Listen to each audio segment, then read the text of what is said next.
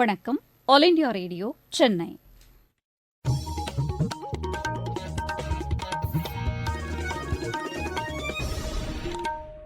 மாநில செய்திகள் வாசிப்பவர் சுதாகுமரன்.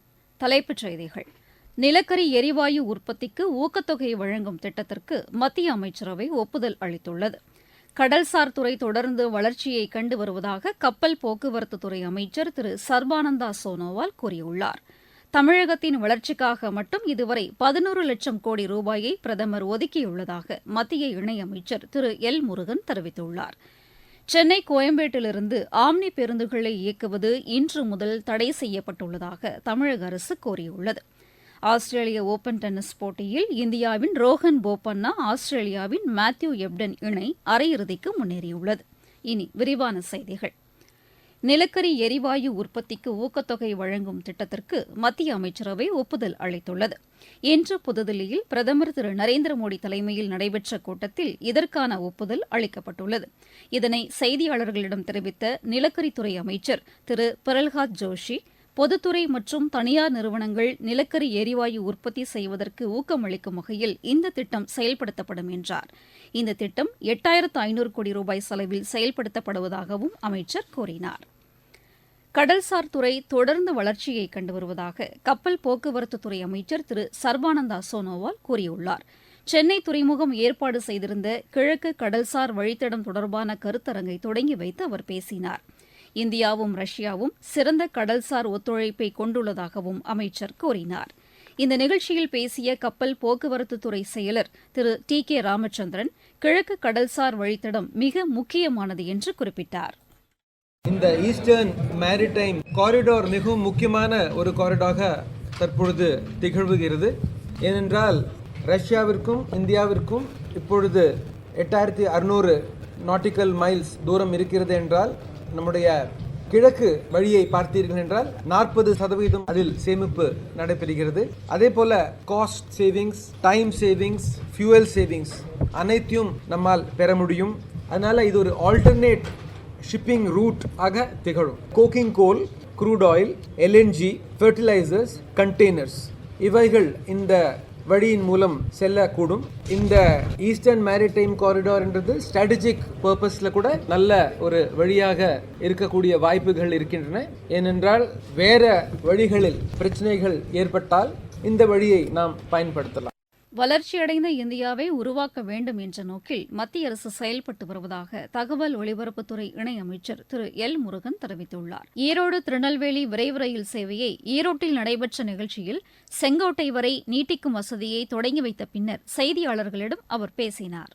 செங்கோட்டை பகுதி மக்களுடைய நீண்ட நாள் கோரிக்கை ஈரோடு திருநெல்வேலி எக்ஸ்பிரஸ் ஆனது செங்கோட்டை வரலும் நீட்டிக்க வேண்டும் என்பது அவர்களுடைய கோரிக்கை ஏற்று மாண்புமிகு ரயில்வே அமைச்சர் திரு அஸ்வின் வைஷ்ணவ்ஜி அவர்கள் உடனடியாக உத்தரவு பிறப்பித்து இந்த திருநெல்வேலி வரை சென்று கொண்டிருந்த எக்ஸ்பிரஸ் ரயிலானது இப்பொழுது செங்கோட்டை வரலும் நீட்டிக்கப்பட்டு இன்றைக்கு ரயிலானது தொடக்கி வைக்கப்பட்டிருக்கிறது. இது நேரடியாக செங்கோட்டையிலிருந்து வியாபாரிகள் அல்லது அவர்கள் இங்கு வருவதற்கு வியாபார பொருட்களை ஏற்றி செல்வதற்கு, அதே போல பயணிகள் எந்த சிரமமும் இல்லாமல் அவர்கள் செல்வதற்கு வசதியாக இந்த ரயிலானது இயக்கப்பட்டிருக்கிறது.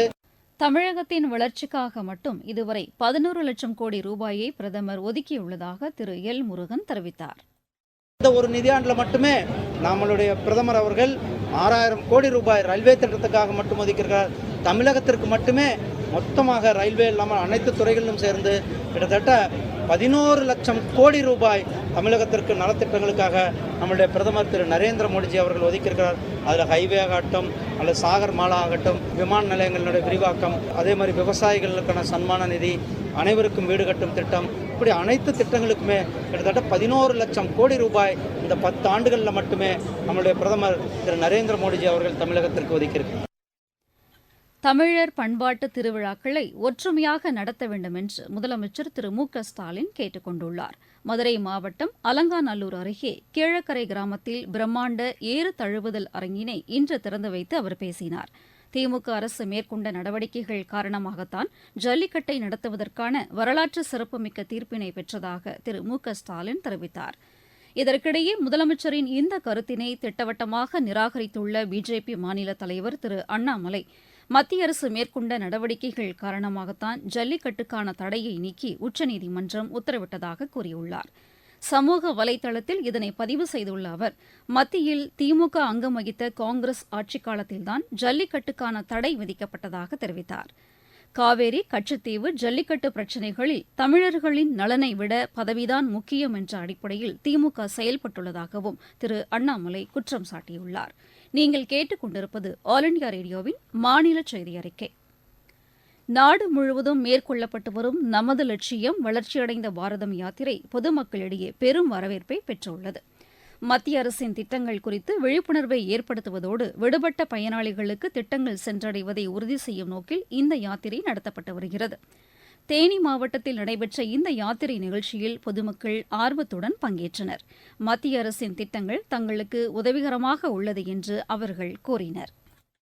என்னோட பேரு கலாநிதி. நான் தேனி மாவட்டம் ஓடைப்பட்டி கிராமம். நான் விவசாயம் பண்ணிட்டு இருக்கேன். கனரா வங்கியிலிருந்து KCC KOD லோன் வாங்கியிருக்கேன். இதுல மத்திய அரசோட பயிர்கடன் மானியம் எனக்கு கிடைச்சது. இது விவசாயத்துக்கு டெவலப்மெண்ட்டுக்கு ரொம்ப உபயோகமா இருந்தது. நான் திராட்சை, வாழை விவசாயம் பண்ணிட்டு இருக்கேன். இதுல கிடைக்கக்கூடிய 4% பயிர்கடன் மானியம் எனக்கு விவசாய அபிவிருத்தி திட்டத்துக்கு ரொம்ப பயனுள்ளதா இருக்கு. நன்றி. செகண்ட் ஆரோக்கியமேரி எங்களுக்கு பிரதமர் மந்திரியில இருந்து இலவச சிலிண்டர் கொடுத்திருக்காங்க. அடுப்பு இதுல சமையல் பண்ணிக்கிட்டு இருந்தோம். இப்ப சிலிண்டர் கொடுக்கவும் கொஞ்சம் வேகமா புகை இல்லாம நல்லா வேலை பார்த்துக்கிட்டு இருக்காங்க. நாங்க விறகடுப்பு தான் யூஸ் பண்ணிட்டு இருந்தோம் ஃபர்ஸ்ட். அப்ப ரொம்ப கஷ்டப்பட்டோம். அந்த விறகடுப்பு மூலமா செய்யும் போது எதுவுமே சீக்கிரம் செய்ய முடியல. ரொம்ப கண் எரிச்சல் அந்த மாதிரி ரொம்ப கஷ்டப்பட்டோம். மத்திய அரசு திட்டம் வந்த பிறகு வேலைக்கு போறதுக்கு சீக்கிரமா சமைக்கிறதுக்கும் பிள்ளைங்களை ஸ்கூல் அனுப்புறதுக்காக சீக்கிரமா சமைக்கிறதுக்கும் எங்களுக்கு ரொம்ப பெனிஃபிட்டா இருக்கு. ஆம்னி பேருந்துகள் கோயம்பேட்டிற்கு பதிலாக கிளாம்பாக்கம் பேருந்து முனையத்தில் இருந்துதான் இயக்கப்படும் என்று மாநில அமைச்சர் திரு சேகர்பாபு கூறியுள்ளார். இன்று சென்னையில் செய்தியாளர்களிடம் பேசிய அவர், கோயம்பேட்டிலிருந்து ஆம்னி பேருந்துகளை இயக்குவது இன்று முதல் தடை செய்யப்பட்டுள்ளதாக தெரிவித்தார். ஆம்னி பேருந்து உரிமையாளர்கள் இந்த நடவடிக்கைக்கு ஒத்துழைப்பு அளிக்க வேண்டும் என்றும் அவர் கேட்டுக் கொண்டார். இந்த பேருந்து முனையத்தை நாள்தோறும் 5000த்திற்கும் மேற்பட்டோர் பயன்படுத்தி வருவதாகவும் திரு சேகர்பாபு தெரிவித்தார். மாவட்டச் செய்திகள். திருப்பத்தூர் மாவட்டம் வேலக்கால் நத்தம் பகுதியிலிருந்து சென்னைக்கு புதிய பேருந்து சேவையை ஆட்சியர் திரு பாஸ்கர பாண்டியன் இன்று தொடங்கி வைத்தார். கோவையில் தனியார் கல்லூரியுடன் இணைந்து மாநகர காவல்துறை சார்பில் 500 ஆட்டோ நூலகங்களை காவல்துறை ஆணையர் திரு பாலகிருஷ்ணன் இன்று தொடங்கி வைத்தார். திருச்சியில் தேர்தலில் வாக்களிக்க வேண்டியதன் அவசியம் குறித்து மாணவர்கள் பங்கேற்ற விழிப்புணர்வு பேரணியை ஆட்சியர் திரு பிரதீப் குமார் இன்று தொடங்கி வைத்தார். திண்டுக்கல் மாவட்டம் பழனியில் தைப்பூச திருவிழாவை முன்னிட்டு குழந்தைகள் கையில் பேண்ட் கட்டப்பட்டு அவர்கள் காணாமல் போனால் அதன் மூலம் கண்டுபிடிக்கும் முறையை காவல்துறை கண்காணிப்பாளர் திரு பிரதீப் தொடங்கி வைத்தார். விருதுநகர் அருகே வச்சக்காரப்பட்டியில் உள்ள தனியார் பட்டாசு ஆலையில் நேரிட்ட வெடிவிபத்தில் 2 பேர் உயிரிழந்தனர், 2 பேர் காயமடைந்தனர். தேசிய வாக்காளர் தினம் நாளை கொண்டாடப்படுவதையொட்டி பல்வேறு மாவட்டங்களில் விழிப்புணர்வு பேரணிகள் இன்று நடைபெற்றன. தூத்துக்குடி மாவட்டத்திற்கு உட்பட்ட 300க்கும் மேற்பட்ட கிராமங்களில் நமது லட்சியம் வளர்ச்சியடைந்த பாரதம் யாத்திரை நடத்தப்பட்டுள்ளது. விளையாட்டுச் செய்திகள். ஆஸ்திரேலிய ஓபன் டென்னிஸ் போட்டியில் இந்தியாவின் ரோஹன் போபண்ணா ஆஸ்திரேலியாவின் மேத்யூ எப்டன் இணை அரையிறுதிக்கு முன்னேறியுள்ளது. இன்று நடைபெற்ற ஆடவர் இரட்டையர் பிரிவு காலிறுதி ஆட்டத்தில் இந்த இணை 6-4, 7-6 என்ற செட் கணக்கில் அர்ஜென்டினாவின் மேக்சிமோ கான்சலஸ் ஆண்ட்ரஸ் மோல்டனியை வென்றது. கேலோ இந்தியா இளையோர் விளையாட்டுப் போட்டிகளில் தமிழகம் இன்று 2 தங்கம் 1 வெண்கலப் பதக்கம் வென்றது. தமிழகத்தில் நடைபெற்று வரும் இப்போட்டியின் ஆடவர் மற்றும் மகளிர் ஸ்குவாஷ் பிரிவில் தமிழகம் தங்கப்பதக்கம் வென்றது. இறுதிப் போட்டியில் தமிழகம் மகளிர் பிரிவில் மகாராஷ்டிராவையும் ஆடவர் பிரிவில் உத்தரப்பிரதேசத்தையும் 2-0 என்ற ஆட்டக்கணக்கில் வென்றது. உலகக்கோப்பை மகளிர் ஐவர் ஹாக்கி போட்டி இன்று ஓமனில் தொடங்கியது. இந்தியா முதல் போட்டியில் 5-4 என்ற கோல் கணக்கில் போலந்தை வென்றது. பேட்மிண்டன் போட்டிக்கான சர்வதேச தரவரிசை பட்டியலின் இரட்டையர் பிரிவில் சாத்விக் சாய்ராஜ் ஷிராக் ஷெட்டி இணை முதலிடத்தை பிடித்தது. இந்தோனேஷிய மாஸ்டர்ஸ் பேட்மிண்டன் போட்டியில் இந்தியாவின் கிரண் ஜார்ஜ் காலிறுதிக்கு முந்தைய சுற்றுக்கு முன்னேறியுள்ளார். மீண்டும் தலைப்புச் செய்திகள். நிலக்கரி எரிவாயு உற்பத்திக்கு ஊக்கத்தொகை வழங்கும் திட்டத்திற்கு மத்திய அமைச்சரவை ஒப்புதல் அளித்துள்ளது. கடல்சார் துறை தொடர்ந்து வளர்ச்சியை கண்டு வருவதாக கப்பல் போக்குவரத்துத்துறை அமைச்சர் திரு சர்பானந்தா சோனோவால் கூறியுள்ளார். தமிழகத்தின் வளர்ச்சிக்காக மட்டும் இதுவரை 11 லட்சம் கோடி ரூபாயை பிரதமர் ஒதுக்கியுள்ளதாக மத்திய இணையமைச்சர் திரு எல் முருகன் தெரிவித்துள்ளார். சென்னை கோயம்பேட்டிலிருந்து ஆம்னி பேருந்துகளை இயக்குவது இன்று முதல் தடை செய்யப்பட்டுள்ளதாக தமிழக அரசு கூறியுள்ளது. ஆஸ்திரேலிய ஓபன் டென்னிஸ் போட்டியில் இந்தியாவின் ரோஹன் போபண்ணா ஆஸ்திரேலியாவின் மேத்யூ எப்டன் இணை அரையிறுதிக்கு முன்னேறியுள்ளது. இத்துடன் இந்த செய்தியறிக்கை நிறைவடைந்தது.